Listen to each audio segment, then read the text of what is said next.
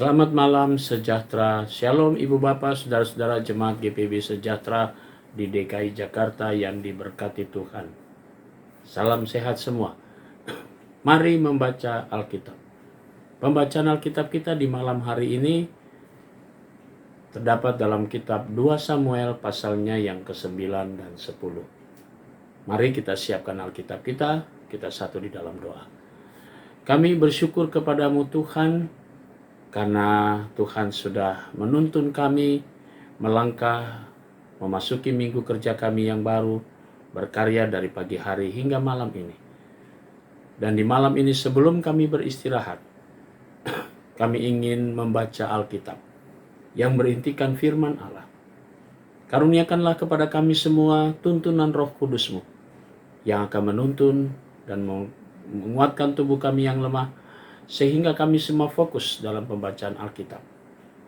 Karena itu kami mau serahkan diri kami dan doa syukur kami pada malam hari ini dalam tangan kasih setia Tuhan Yesus Kristus, Juru Selamat kami yang hidup. Amin. Selamat malam Bapak, Ibu yang dikasihi dalam Tuhan Yesus Kristus.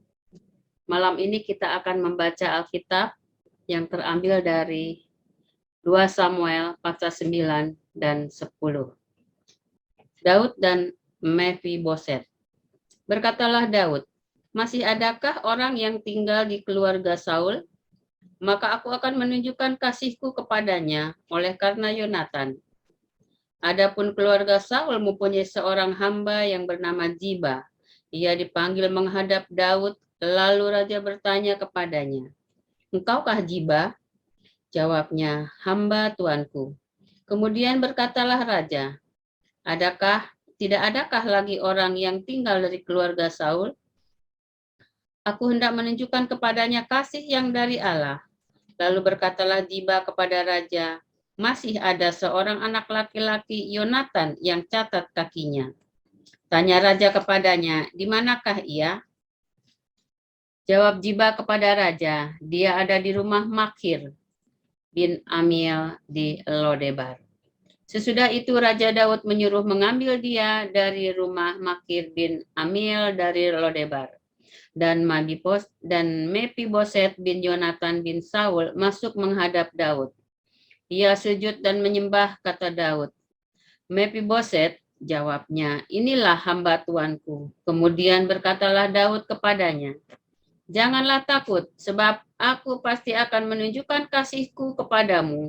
Oleh karena Yonatan ayahmu, aku akan mengembalikan kepadamu segala ladang, Saul nenekmu, dan engkau akan tetap makan sehidangan dengan aku. Lalu sujudlah Mephiboset dan berkata, apakah hambamu ini sehingga engkau menghiraukan anjing mati seperti aku? Lalu raja memanggil Ziba, hamba Saul itu, dan berkata kepadanya, segala sesuatu yang adalah milik Saul dan milik seluruh keluarganya, aku berikan kepada cucu tuanmu itu. Engkau harus mengerjakan tanah baginya, engkau, anak-anakmu dan hamba-hambamu, dan harus membawa masuk tuayannya, supaya cucu tuanmu itu ada makanannya. Mephiboset, cucu tuanmu itu akan tetap makan sehidangan dengan aku. Ziba mempunyai 15 orang anak laki-laki dan 20 hamba dan 20 orang hamba. Berkatalah Ziba kepada raja, hambamu ini akan melakukan tepat seperti yang diperintahkan tuanku raja kepadanya. Dan Mephiboset makan sehidangan dengan Daud sebagai salah seorang anak raja. Mephiboset mempunyai seorang anak laki-laki yang kecil yang bernama Mika. Semua orang yang diam di rumah Ziba adalah hamba-hamba Mephiboset. Demikianlah Mephiboset diam di Yerusalem, sebab ia tetap makan sehidangan dengan raja, adapun kedua kakinya timpang. Daud berperang melawan Bani Amon dan orang Aram. Sesudah itu matilah Raja Bani Amon, dan Harun anaknya menjadi raja menggantikan dia. Lalu berkatalah Daud, aku akan menunjukkan persahabatan kepada Hanun bin Nahas, sama seperti ayahnya telah menunjukkan persahabatan kepadaku. Sebab itu Daud menyuruh menyampaikan pesan turut berduka cita kepadanya. dengan perantaraan pegawai-pegawainya karena kematian ayahnya. Tetapi ketika pegawai-pegawai Daud sampai ke negeri Bani Amon itu, berkatalah pemuka-pemuka Bani Amon itu kepada Hanun, tuan mereka, apakah menurut anggapanmu Daud hendak menghormati ayahmu? Karena ia telah mengutus kepadamu orang-orang yang menyampaikan pesan turut berduka cita. Bukankah dengan maksud untuk menyelidiki kota ini, untuk mengintainya dan menghancurkannya, maka Daud mengutus pegawai-pegawainya itu kepadamu. Lalu Hanun menyuruh menangkap pegawai-pegawai Daud itu, disuruhnya mencukur setengah dari janggut mereka dan memotong pakaian mereka pada bagian tengah sampai pantat mereka, kemudian dilepasnya mereka. Hal ini diberitahukan kepada Daud. Lalu disuruhnya orang menemui mereka, sebab orang-orang itu sangat dipermalukan. Raja berkata, tinggallah di Jericho sampai janggutmu itu tumbuh, kemudian datanglah kembali. Setelah dilihat Bani Amon bahwa mereka dibenci Daud, maka Bani Amon itu menyuruh orang menyewa dari orang Aram Bet Rehob dan orang Aram dari Joba, 20.000 orang pasukan berjalan kaki. Dari raja negeri Maakah 1.000 orang, dan dari orang-orang Tob 12.000 orang. Ketika Daud mendengar hal itu, disuruhnyalah Yoab maju dengan segenap pasukan pahlawan. Lalu Bani Amon maju, diaturnya barisan perangnya di depan pintu gerbang. Sedang orang Aram dari Joba dan dari Rehob dan orang-orang Tob dan Maakah ada tersendiri di padang. Ketika Yoab melihat bahwa serangan itu mengancam dia dari depan dan dari belakang, maka dipilihnyalah sebagian dari orang pilihan Israel, lalu ia mengatur barisan mereka berhadapan dengan orang Aram itu. Selebihnya dari rakyat itu ditempatkannya di bawah pimpinan Abisai, adiknya, yang mengatur barisan mereka berhadapan dengan Bani Amon itu. Lalu berkatalah Yoab, jika orang Aram itu lebih kuat daripadaku, maka haruslah engkau menolong aku. Tetapi jika Bani Amon itu lebih kuat daripadamu, maka aku akan datang menolong engkau. Kuatkanlah hatimu dan marilah kita menguatkan hati untuk bangsa kita dan untuk kota-kota Allah kita. Tuhan kiranya melakukan yang baik di matanya.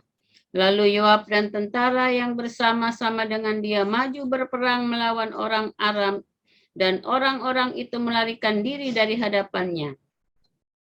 Ketika Bani Amon melihat bahwa orang Aram sudah melarikan diri, maka mereka pun larilah dari hadapan Abisai dan masuk ke dalam kota.